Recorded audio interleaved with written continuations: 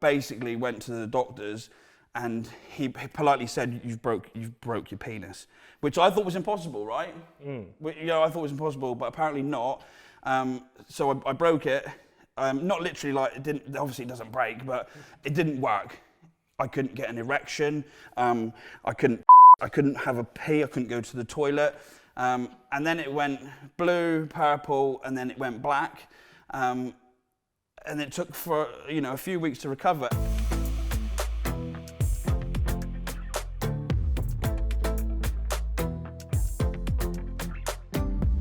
Welcome to our Colourful Life. What's up, guys? King Billy here, 32 years old. I'm the Mountain, I'm 26. And together we are Hillbilly Nation. Okay, so the UK hillbilly scene has been going on for as long as any other hillbilly scene's been going on.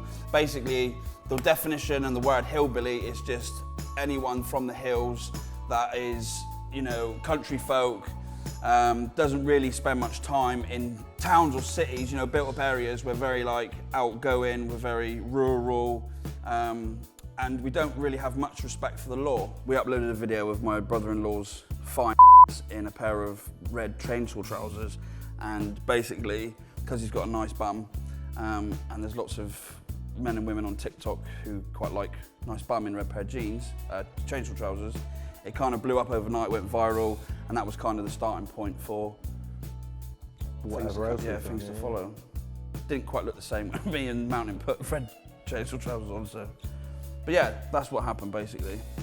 And then lots of other crazy videos went down, went viral, got a bit of a reputation for being this comedy duo from Devon, obviously branded as the Hillbillies of the UK, so yeah. Oh, the reaction from the US has been really good as well. We get a lot of comments saying they want us to go over there and meet up, and they never realised they had this sort of hillbilly sort of style in the UK. And they love it. Yeah, they love it. It's really surprising how they were very narrow-minded on what Brits were like, I think.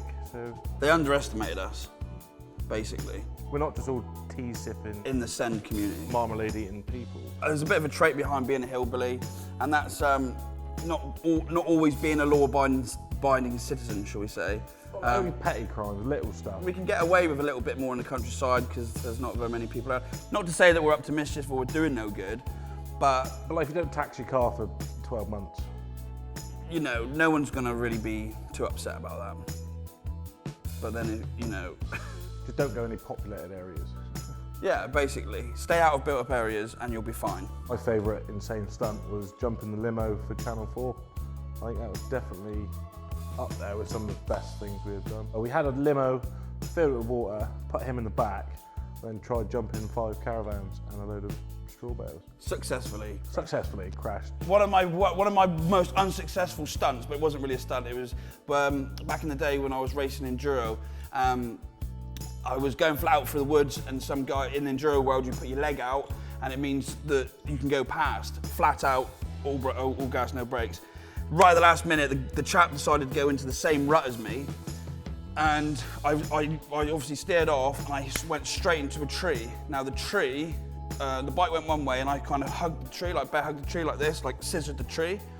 The tree had been snedded up, fortunately, with a chainsaw ready for a harvester to, do its bit. But there was one peg. There was one peg hanging out of the tree, and you can guess exactly where that went, straight in the old and it, and literally, it was the worst feeling ever. Hit the deck, waited for an ambulance, waited for the paramedics because I couldn't move. I thought I'd deleted my penis. I thought my life was over, so I just sat there waiting. They come along, cut my trousers off, and revealed the old boy, which was very swollen, which looked great, but not the point. They said it's fine, it's still intact, we're all good. It's still attached, which was great because I thought it was deleted.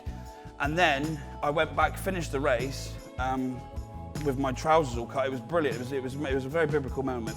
Anyways, later on in the evening, I noticed it getting bigger and very blue, and I was very concerned at this point.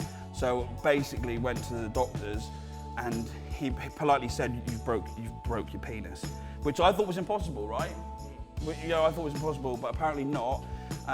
So I broke it. Not literally, obviously it doesn't break, but it didn't work. I couldn't get an erection. I couldn't have a pee. I couldn't go to the toilet. And then it went blue, purple, and then it went black. And it took for a few weeks to recover. Anyways, the moral of this story is I went back out, because if you fall off your bike, you're always told to get up and carry on riding, okay? So I went out, got on my bike, went back, done another enduro, and I fell off and hit a tree and out my Other activities that me and the mountain get up to, we're obviously taking advantage of the fact that we've become a little bit well known for being a pair of idiots. We've now created a off-road event called Mudbillies.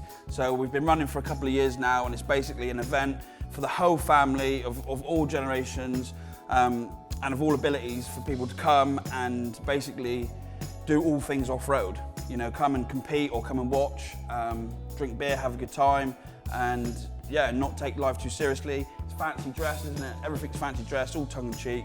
We're creating an environment for people to come and enjoy themselves and not feel outnumbered or isolated, or everybody's on the same wave. We want to get people to interact and just stop being so soft.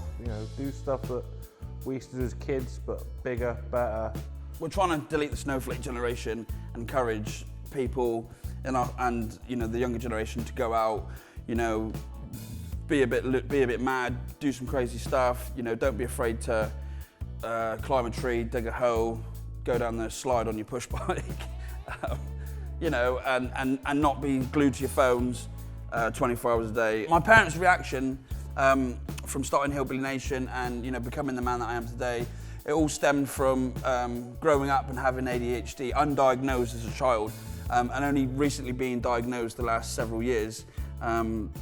Which has been a massive part of Hillbilly Nation, and a massive part of being a bit more educated on ADHD and being able to affiliate and relate to other children and others, with the same, people call it condition or mental, whatever you want to call it, but I look at it, and I think many others do, as a superpower that, you can be hyper focused on things, and I think that's what's drawn me to, becoming, King Billy and focusing on Hillbilly Nation, was the drive from having ADHD and being focused and obsessed with something. So yeah, it's not all doom and gloom, and obviously it was unmedicated as well, so I was never medicated for it, and I've just learnt to live with it, and I'm now thriving. So yeah. We just decided to write a song one day. Drove down to Plymouth to a local recording studio, done it one night, recorded, bosh, out the door, released it. 2 weeks later, made #1 iTunes country charts. For 4 days. For 4 days. In a row. It was called Lugging Today, boys. Had a party, deleted it.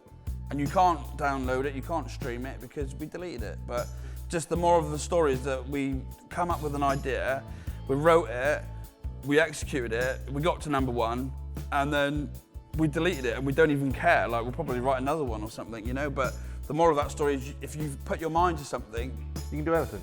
You can do anything. Thank you for watching our Colourful Life. Don't forget to like, comment, and subscribe.